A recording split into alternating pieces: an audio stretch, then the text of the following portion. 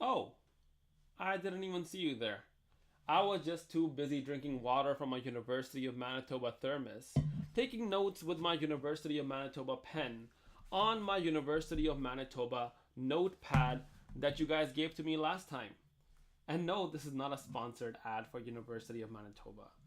What I do want to talk to you about is that you might have heard that I'm coming back to Winnipeg this weekend to discuss the Ramadan of Prophet Muhammad sallallahu alaihi wasallam. The last weekend, I've read about 6 books on the topic.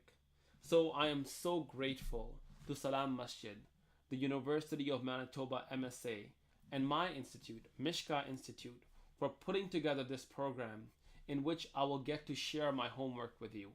I've done my homework, and I'm just hoping that you will give me the opportunity to share it with you as well.